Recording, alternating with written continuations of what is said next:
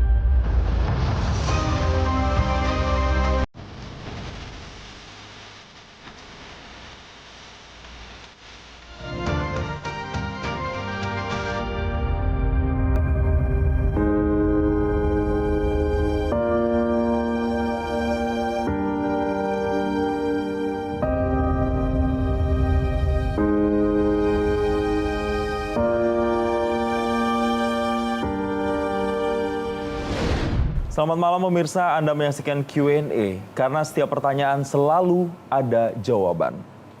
Q&A kali ini berbeda dari biasanya karena kita masih dalam suasana berduka ketika kita melihat saudara-saudara kita di Gaza yang saat ini masih tersiksa di sana. Di saat ada kedukaan seperti itu, ternyata masih ada jiwa-jiwa yang menolak untuk padam. Dan di saat ada yang menutup mata, disinilah kita merawat nyala. Malam hari ini berbeda karena yang saya hadirkan di Q&A kali ini adalah mereka yang membawa suara dan aksi nyata untuk membela kemanusiaan bagi saudara-saudara kita di Gaza, Palestina. Dengan tema Spirit of Gaza.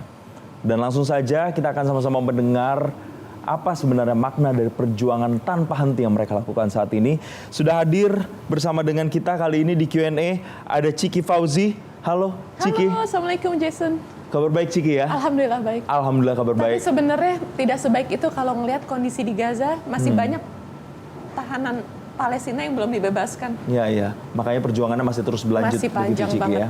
Baik, dan menemani perjuangan Ciki juga ada Mas Andi Angga Prasadewa, relawan dari Rumah Zakat. Halo. Halo Kak Jason. Mas Angga, kondisi baik saat ini ya? Alhamdulillah. Alhamdulillah, terima kasih telah bergabung bersama kami. Dan juga pemirsa Q&A ada yang bergabung bersama kami dari luar studio, yaitu Maimun Herawati, Koordinator GSF.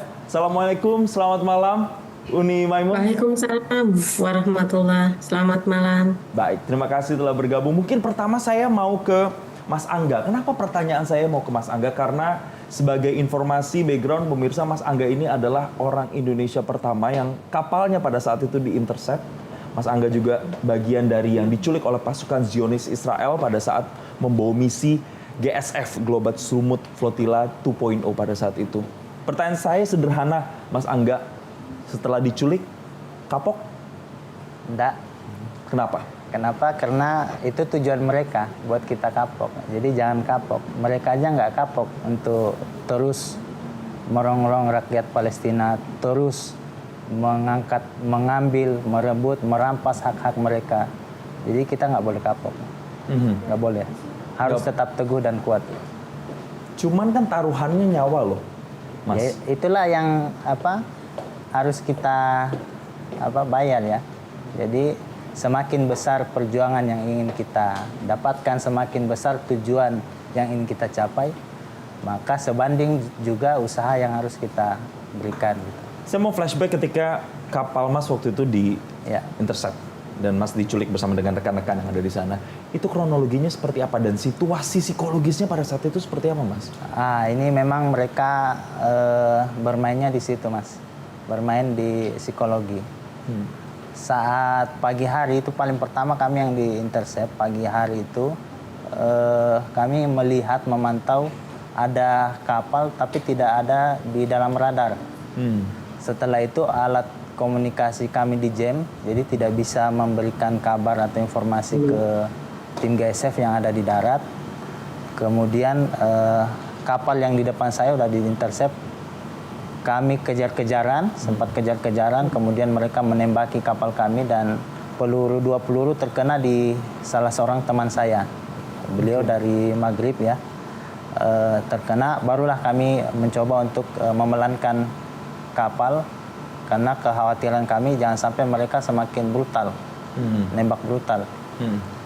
Kemudian mereka lompat naik, kemudian memutuskan tali layar, merusak kamera pemantau dan menangkap kami. Mas, yang tertembak mungkin teman Mas, tapi Mas juga merasakan dampak. Tadi kita sempat ngobrol di belakang layar, boleh ditunjukkan bekas atau tadi Mas bilangnya sebutnya termina kenang-kenangan ya, yang dikasih pasukan Zionis Israel. Betul. Mungkin kamera bisa zoom. Ini dampak perbuatan mereka ke Mas itu seperti apa Mas, kekejaman ini Mas? ini yang terlihat yang bisa saya perlihatkan, bekas ikatan. Ini lecet karena saya sempat kebanting ya. Ini kena batu, keseret sedikit. Begitulah mereka, sama kami aja yang jelas-jelas misinya untuk bawa bantuan, masuk ke lokasi yang membutuhkan bantuan, diperlakukan seperti itu. Bagaimana rakyat-rakyat yang ada di Gaza, di Palestina yang mungkin lebih parah, mungkin sampai mati mereka disiksa. Jadi Mas ngalamin juga dipukul, ada narasi diinjak, disetrum. Mas ngalamin semua itu? Disetrum saya tidak sampai disetrum, tapi kalau ditendang, dipukul, dicekek, Mas saya mengalami, Kalau Ciki, saya tuh tahu ada kapal di intercept. Menariknya justru dari postingan Ciki. Iya, aku racing awareness banget waktu Angga di intercept. Karena Angga kan temen aku. Ketika Angga yang pertama kali di intercept, orang-orang tuh belum sadar. Waktu itu perhatiannya ke teman kita juga, tapi belum confirm di intercept. Yang udah confirm benar-benar di intercept tuh Angga. Jadi aku memang berusaha racing awareness lewat reels aku, konten sosial media.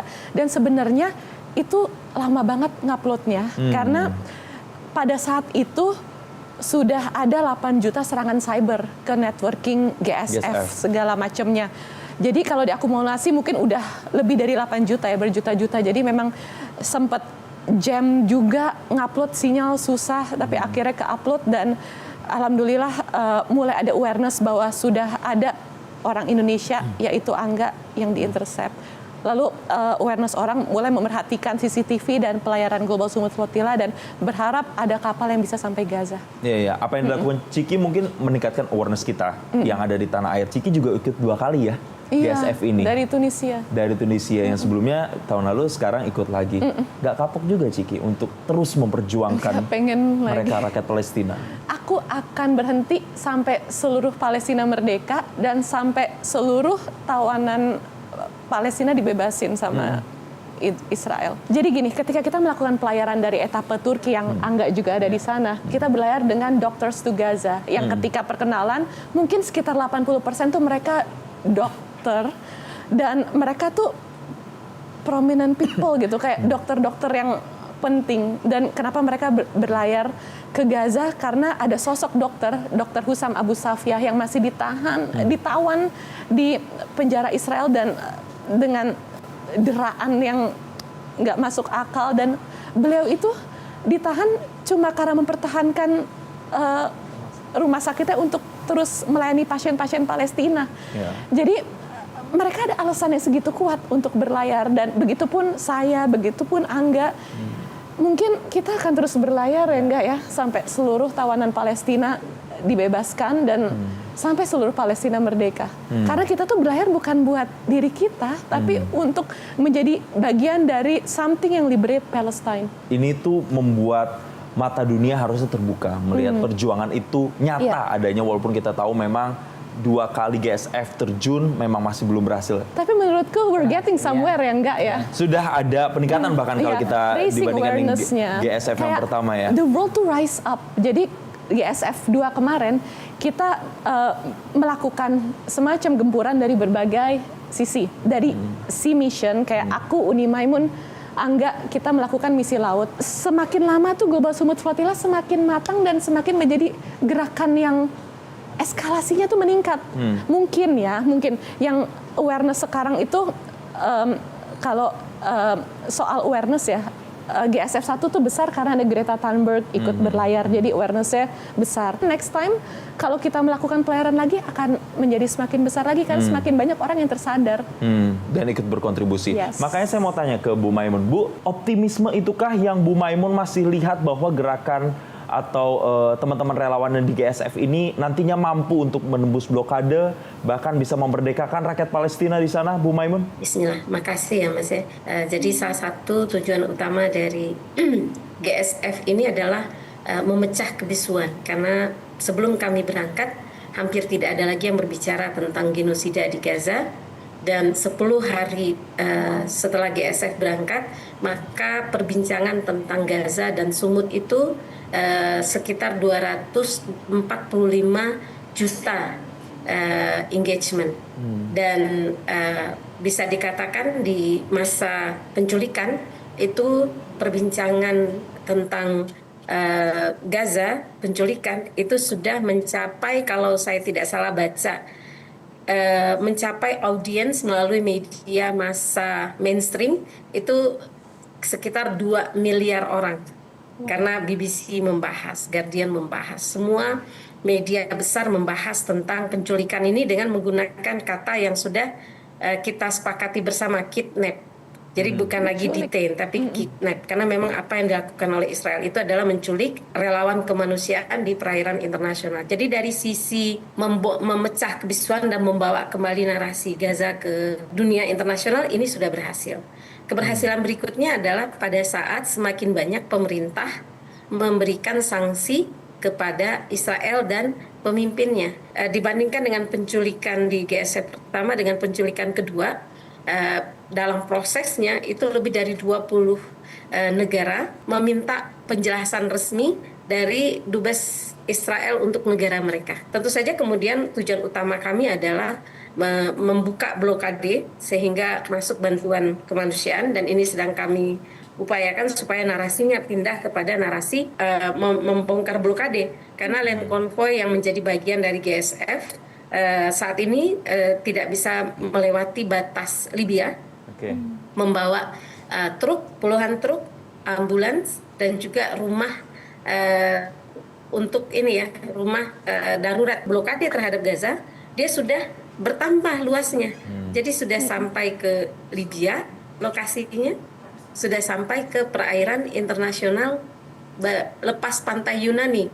Jadi sudah semakin luas blokade atas Gaza dibuat oleh Israel. Kenapa kita berangkat dan akan berencana berangkat lagi adalah untuk mengembalikan dunia yang yang memiliki aturan, yang saling melindungi dalam hukum internasional. Begitu Mas. Baik, artinya misinya jauh lebih besar. Nanti kita akan terhubung lagi dengan satu sosok spesial pemirsa, yaitu Mas Muhammad Hussein, aktivis Indonesia di Gaza, yang juga saya ingin kulik bagaimana kondisi sebenarnya di sana, penderitaan yang mereka harus alami yang mungkin tidak tertangkap kamera. Saya sapa dulu. Assalamualaikum, selamat malam Mas Hussein. Waalaikumsalam warahmatullahi wabarakatuh. Selamat pagi waktu Yordania. Baik, nanti kita akan bahas bagaimana POV atau kacamata dari Mas Hussein melihat masyarakat sipil yang ada di Gaza Palestina. Tapi usai jeda berikut ini, pemirsa tetaplah bersama kami di Q&A karena setiap pertanyaan selalu ada jawaban. Jadi ada 2 orang berpaspor Israel yang ikut Global Sumut Flotilla. Yang juga sedang kita lakukan itu mendekati paus.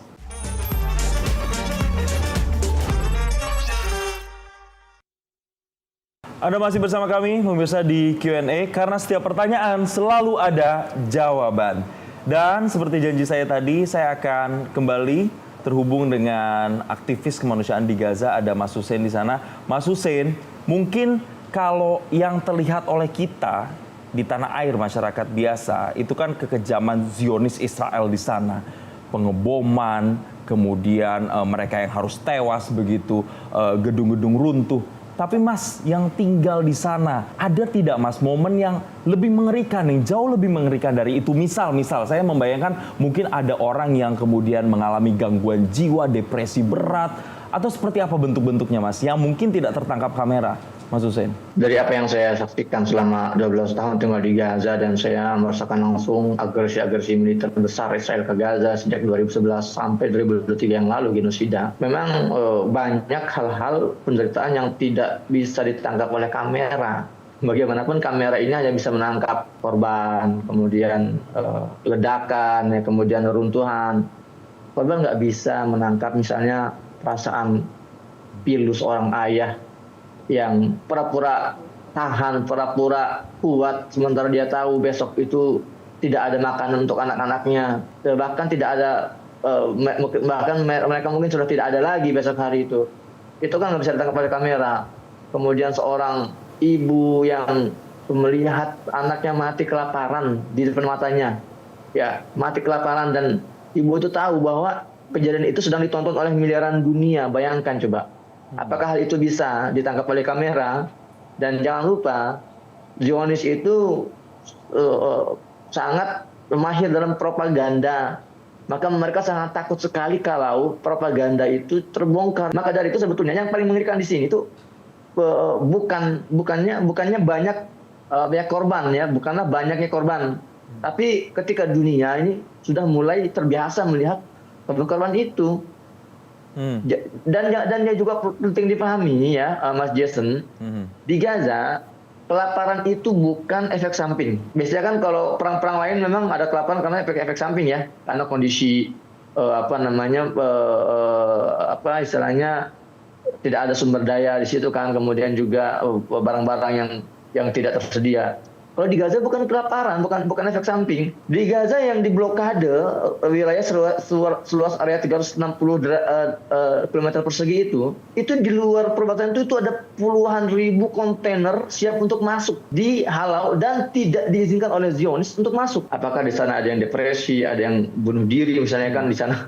Itulah hebatnya warga Gaza ya, dengan segala kehancuran dan segala penderitaan mereka nggak ada satupun kasus bunuh diri, itu nggak ada. Tapi yang kita temukan betapa banyak kasus jadi dari tentara Israel sampai yang terbaru yang kemarin itu ya, itu 1 bulan itu bisa puluhan itu yang diri di kalangan tentara Israel karena mereka itu mengalami halusinasi, mengalami trauma pasca pembunuhan dan sebagainya.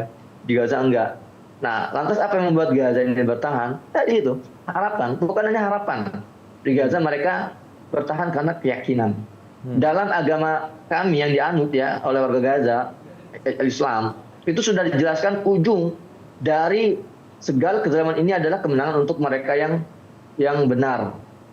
Dan Al-Quran mengatakan misalnya qul ja'al haqq wa zahaqal batil innal batila kana zahuqa. Katakan bahwa semua kebatilan, kekezaman itu pasti akan selesai dan akan muncul, tampillah kebenaran. Dan itulah yang membuat warga Gaza itu ya kuat dan bertahan, dan mereka tahu ujung dari perjuangan ini adalah kemenangan dan kemerdekaan.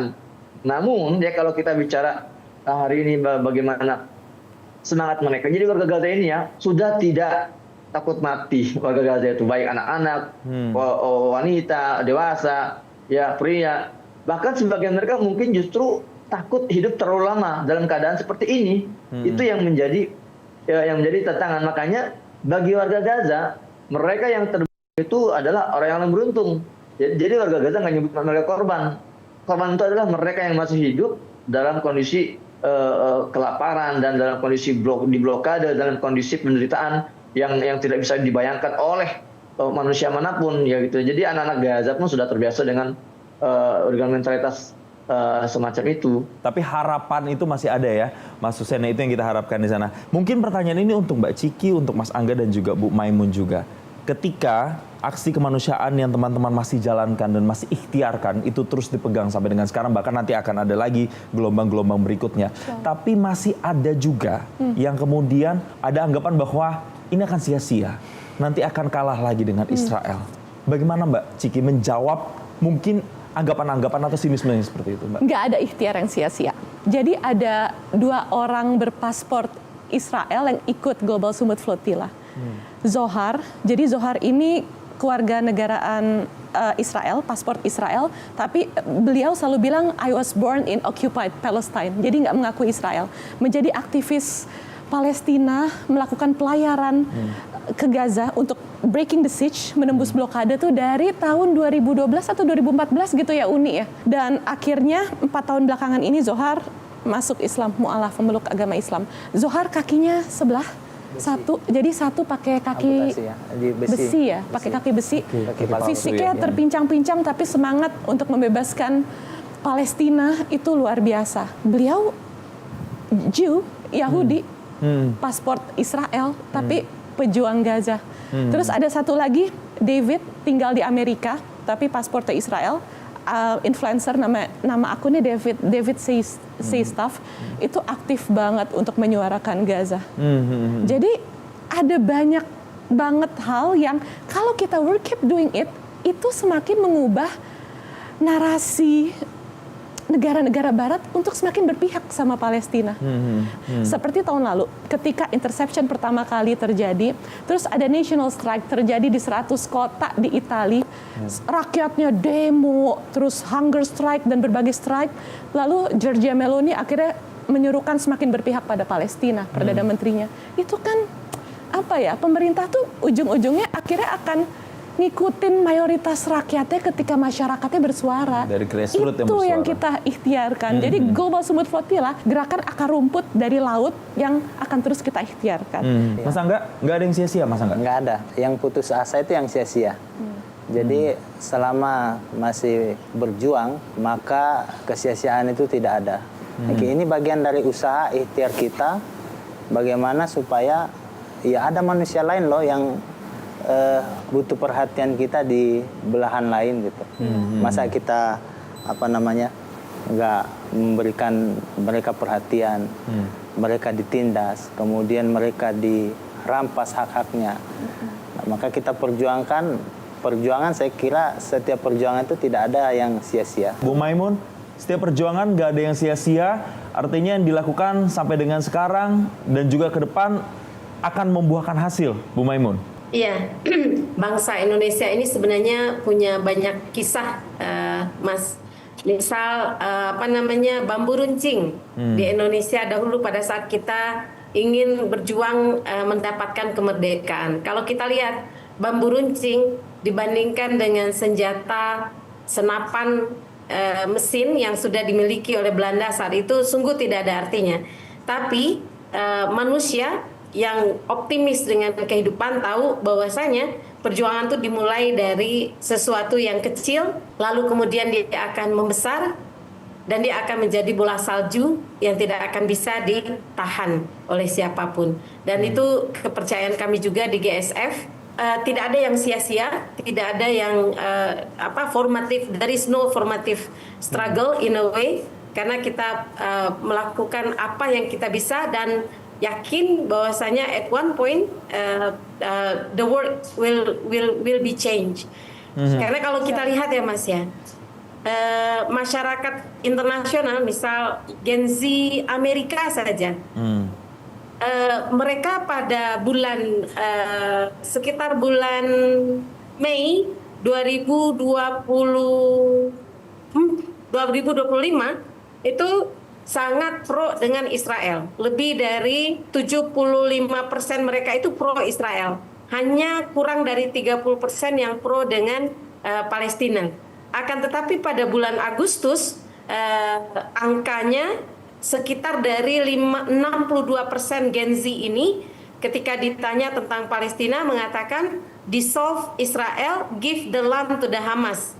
Jadi nyebutnya Hamas ya. Jadi kayak runtuhkan Israel dan berikan tanahnya ke Hamas. Dan pada bulan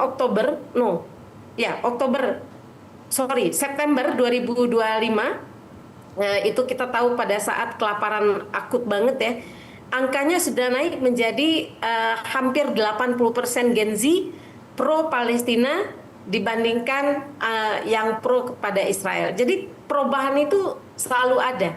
Jadi ada perkembangan. Hanya kalau kita lihat secara kecil, secara mikro sepertinya sia-sia, akan tetapi kalau kami membacanya adalah secara luas begitu. Ya. Contoh yang juga sedang kita lakukan itu mendekati Paus terkait dengan Kristen Zionis di Barat misalnya, itu juga sedang diusahakan.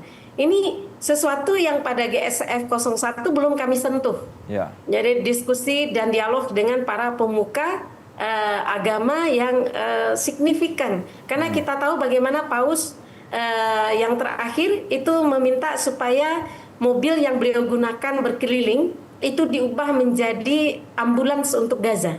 Dan akhirnya mobil beliau itu diubah menjadi ambulans untuk Gaza, tapi masih tertahan belum bisa masuk Gaza. Seperti ambulan-ambulan lainnya. Seperti 4.000 truk bantuan kemanusiaan yang masih tertahan di perbatasan Mesir. Ini realita yang sedikit demi sedikit kita push, kita terus perjuangkan, sehingga dia semakin bagus kondisinya. Cerita nggak sama ibu kemarin tangannya diikat, ngelihat teman-temannya ada Nggak cerita lagi. ditembak. Jadi kalau mau dikatakan apakah ini teatrikal, yang dikatakan teatrikal itu lebih pantas itu adalah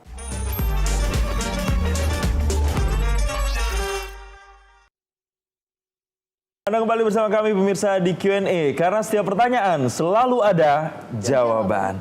Sekarang saya mau ke Ciki. Ya. Ciki kita ini follow-followan di Instagram. Kita sering lah lihat postingannya Ciki yang sangat aktif menyuarakan soal isu Banyak banget Palestina, Palestina, ya kan? Dan Ciki ini GSF pertama ikut, GSF kedua ikut. Di luar kesehariannya pun juga terus menyuarakan soal itu. Kalau menurut Ciki sendiri, kenapa ya Ciki tuh harus kayak gitu terus kenapa keluarga kok mendukung gitu? Pernah nggak keluarga kayak, aduh jangan Dek, tahan-tahan, pernah nggak kayak gitu? Pernah nggak Ciki? Pas berlayar sih, ayah sih. Sempet ya ngalamin kayak gitu? Awal-awal ayah tuh izinin, awal-awal. Yang Cuma pertama? waktu ada interception di Yunani, ayah udah mulai ini, goyah. Iya. Karena kekhawatirannya lebih besar pada saat itu ya. Iya. Tapi membuat Ciki jadi gentar juga nggak pada akhirnya?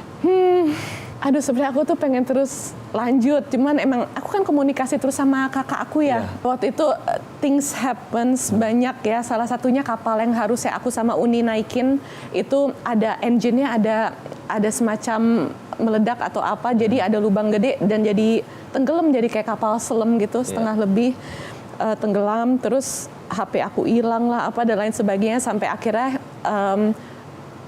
aku berhenti untuk mencoba put me to other sailing boat. Jadi aku sempat approach setiap kapten gitu, put me on your sailing boat, put me on other sailing boat gitu. Cuman kata temanku land team Malaysia, Ciki ini sudah lebih-lebih manusia lah gitu, tak leh. Terus aku coba approach ke kapal-kapal yang aku lukis juga. Jadi di sana aku suka ngelukis kapal dan ngelukis layar gitu. Saya kan sudah lukis ini, put me on your boat, captain gitu. Cuman ternyata emang udah nggak ada space. Ya udah deh akhirnya. Ya mungkin Allah lebih sayang ayah daripada aku. Doa ayah lebih Allah kabulin.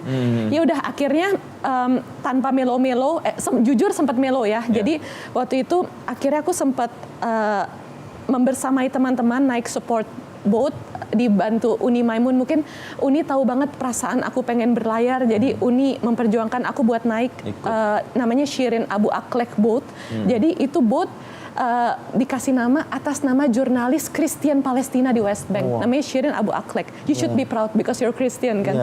Nah, dan soal berlayar atau enggak, aku cuma berharap Allah tetap pakai aku sih untuk perjuangan Palestina dan Baitul Maqdis ini. Mau aku berlayar, mau aku land team tuh di darat. Semoga Allah terus pakai aku dalam perjuangan ini. Termenung ya di Temis itu. Kenapa tuh termenungnya? Enggak, aku kapal terakhir aku lukis namanya Temis. Ya Angga tahu lagi, ya gitu deh. Ya, ada gitu story? Enggak, aku tuh pengen banget berlayar. Iya, teman-teman aku tahu itu. Cuman emang keinginannya besar things ya. getting really hard. Terus aku juga makin inget ayah sih. Aku sayang banget sama ayah aku. Ya, maybe not now, maybe next time. Ya. Tapi hati untuk saudara-saudara Palestina akan selalu tertuju ke mereka ya. Makanya aku langsung switching, stop melo-melonya, aku harus terus bermanfaat untuk liberate Palestine, liberate Gaza. Aku switch role aku menjadi land team, tim darat. Dan aku benar-benar aku amanah sama Uni Maimun, aku membersamai Uni Maimun terus sampai teman-teman bebas. Nah, itu pendapat dari Ciki. Kalau kita tanya ayahnya langsung, beneran nggak ya? Apa ini sih? bukannya Apakah ibunya Angga ya?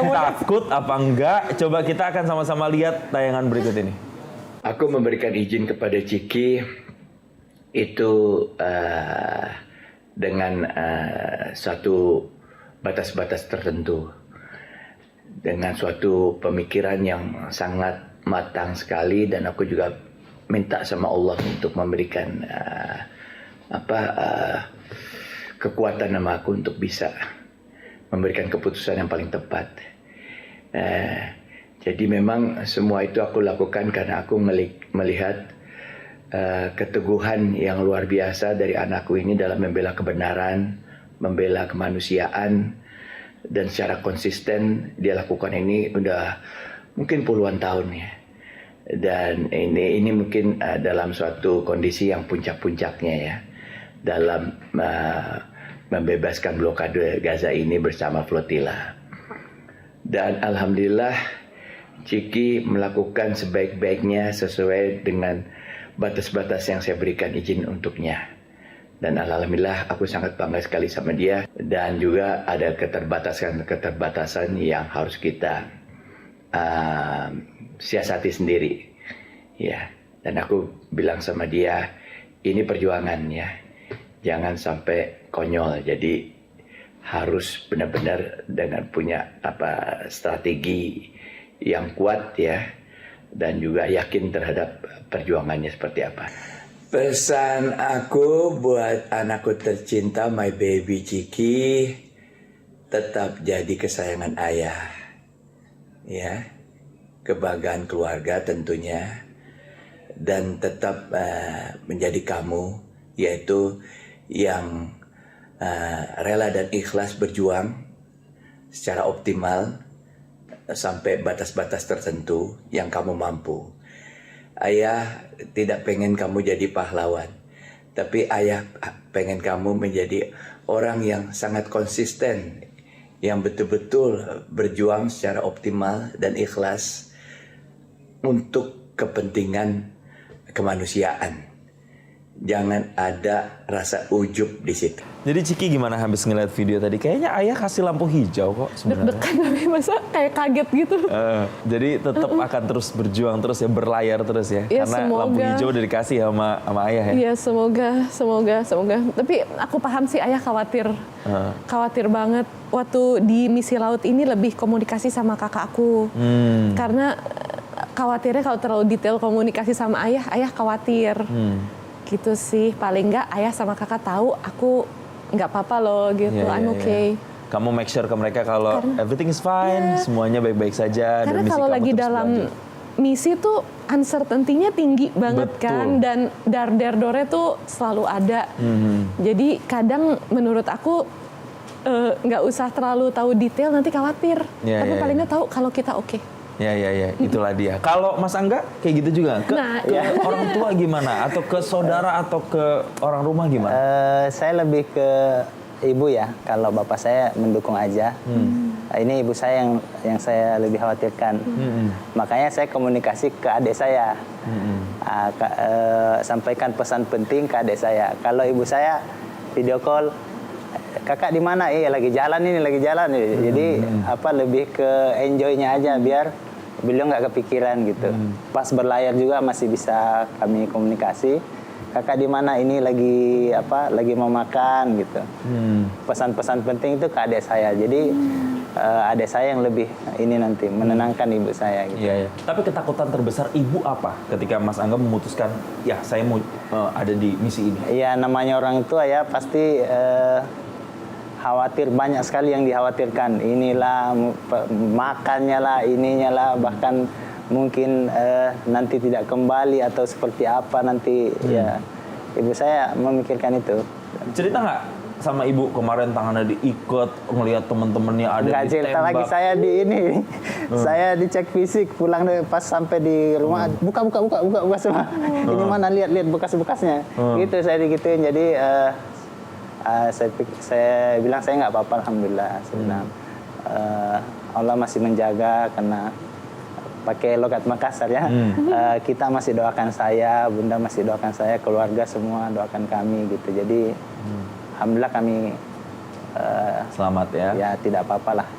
Ibu tahu nanti rencana Mas mau ikut lagi? Ya, saya ditanya lagi pas di bandara sama itu wartawan, Mas nanti mau pergi lagi? Ya insya Allah. Kan Ibu saya lihat, ibu saya langsung lirik. Ya insya Allah. Saya. Berlayar lagi, 2 orang berlayar lagi. Sekarang saya mau ke Mas Husen. Mas Husen, ternyata luar biasa ya semangat teman-teman di tanah air sebegitunya untuk memperjuangkan yang ada di sana. Kalau bagi seorang Mas Husen yang memang tinggal di sana, melihat rakyat di Palestina, di Gaza langsung di sana, apa ini artinya Mas? Apakah hanya sekedar bantuan atau Mas Husen ngelihatnya lebih dari itu?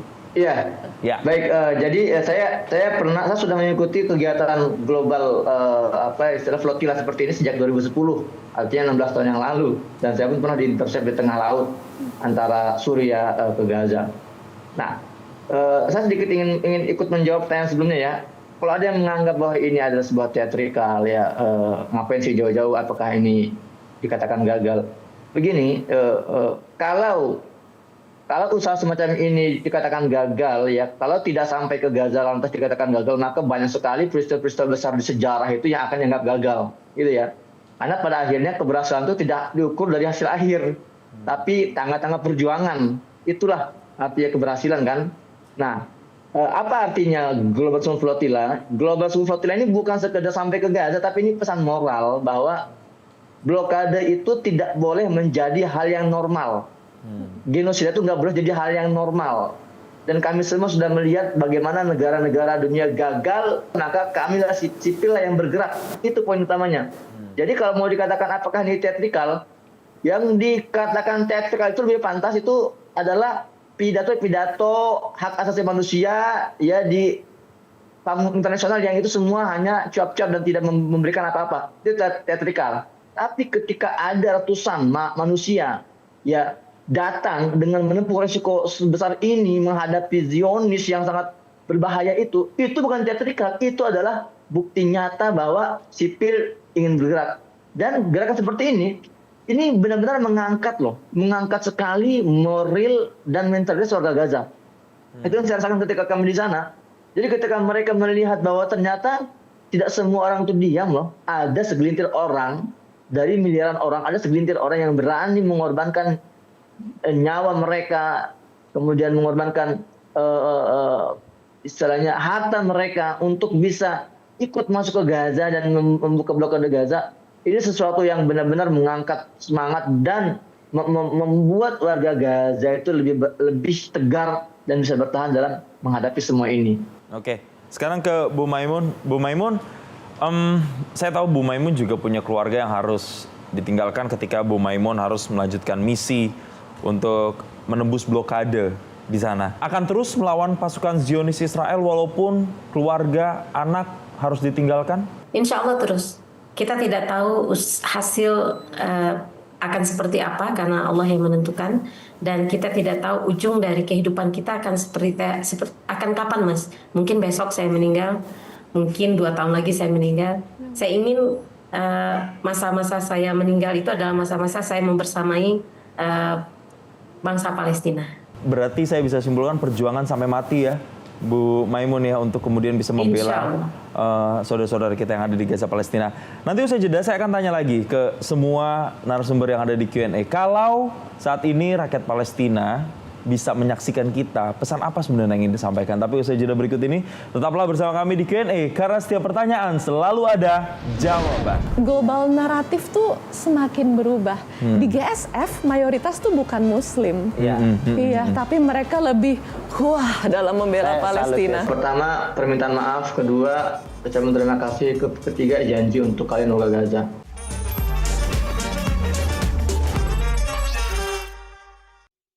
Anda kembali bersama kami pemirsa di Q&A, karena setiap pertanyaan selalu ada jawaban. Ciki, saat ini kita berandai-andai rakyat Palestina mungkin bisa dengar suara kita, bisa melihat kita.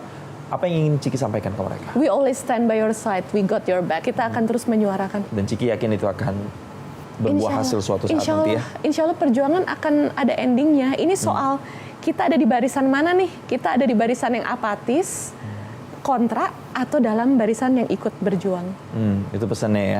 Aku sih milih dalam barisan perjuangan. Perjuangan. Angga, kalau mau menyampaikan sesuatu untuk rakyat Palestina apa kira-kira? Apa roda itu berputar ya? Mungkin saat ini ya Israel lagi di puncak-puncaknya. Ya, suatu saat mereka akan jatuh, tetapi kita semua ini yang akan memutar roda itu biar mereka jatuh. Gitu. Perjuangan ini yang memutar biar mereka jatuh, Palestina kembali mendapatkan hak-haknya sebagai Amin ya Allah. ya, Berputar ya, walaupun pada saat itu pernah diikat, pernah diinjak, pernah dibanting, itu semua akan membuahkan hasil juga sama dengan Ciki. Global naratif tuh semakin berubah. Di GSF mayoritas tuh bukan Muslim. Iya, tapi mereka lebih dalam membela Palestina. Salut dengan mereka. Waktu lebih Palestina lebih sama-sama punya api yang membara untuk bisa membela Palestina ya. Betul.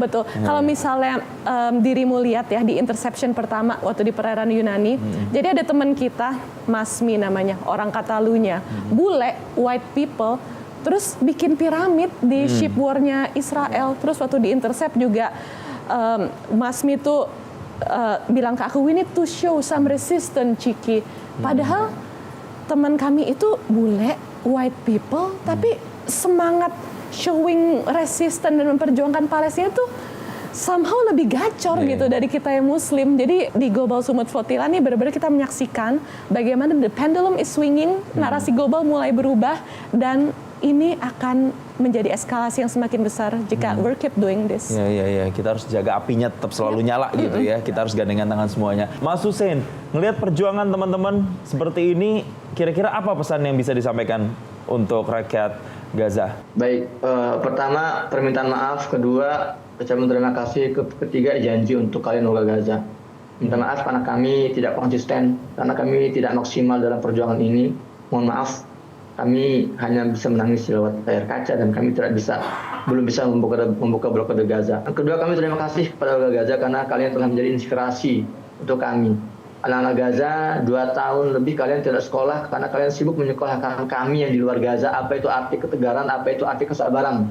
Terima kasih. Dan yang ketiga, janji kami bahwa kemerdekaan kami tidak akan pernah lengkap sebelum kalian merdeka. No one is free until Palestine is free. Sekarang saya mau ke Bu Maimun. Kalau Bu Maimun boleh berkesempatan untuk memberikan pesan untuk rakyat Gaza, apa kira-kira yang mau disampaikan? Bismillah. Saudaraku di Gaza, mohon maaf sampai saat ini kami belum berhasil menemuimu secara langsung. Blokade masih terus berjalan. Tanahmu yang seharusnya 100%, sekarang tersisa 36%. Bahkan kemarin anak kita yang Mamina, usia 6 tahun, dibunuh oleh penjajah bersama dengan ibunya. Dan bayi adik Mina, kakinya hampir tidak ada kesalahan dari ibu dan anak ini. Hampir sama usianya dengan anak saya yang sakit sekarang, Hibah. Hanya saja Hibah bisa mengakses rumah sakit, dokter, Mina kemudian meninggal, dibom oleh penjajah. Kami minta maaf. Kami minta maaf, doakan semoga kami bisa lebih baik menjadi supporting system dari teman-teman semua, dan doakan gerakan untuk menembus blokade ini akan semakin kokoh, semakin kuat, dan semoga tahun depan kami kembali berlayar. Tidak menunggu tahun depan, semoga 3 bulan lagi akan kami berlayar bersama dengan 250 kapal, insya Allah, dan semoga pada saat itu blokade akan tembus. Baik, masing-masing Ciki satu kata untuk Gaza. Merdeka. Merdeka. Iya. Angga, satu kata untuk Gaza. Sumut. Sumut. Mas Hussein, satu kata untuk Gaza apa Mas? Freedom. Freedom. Kalau begitu Bu Maimun tutup satu kata untuk Gaza, apa kira-kira? Sumut, ketabahan. Sumut ya, sama dengan tadi Mas Angga juga bilang sumut ya. Baik, terima kasih Ibu Maimun, terima kasih juga Mas Hussein yang telah berbagi bersama kita di sini. Terima kasih Mas Angga, terima kasih Mbak Ciki atas dedikasinya dan perjuangannya yang tidak pernah henti. Kita sama-sama tahu bahwa perjuangannya akan terus berlanjut. Rakyat di Gaza Palestina masih membutuhkan uluran tangan dari kita, bukan hanya kita yang ada di sini, tapi di seluruh dunia. Dan seperti yang pembahasan kita tadi, semua akan ada hasilnya suatu saat nanti. Sekali lagi terima kasih Bu Maimun, terima kasih Mas Hussein, terima kasih Mbak Ciki, terima kasih juga dan Mas Angga. Dan pemirsa, demikianlah tadi perbincangan kita di Spirit of Gaza dalam Q&A edisi kali ini. Mewakili rekan-rekan yang bertugas, saya Jason Sambo pamit undur diri. Terima kasih telah menyaksikan dan tetaplah bersama kami di Metro TV. Q&A, karena setiap pertanyaan selalu ada jawaban.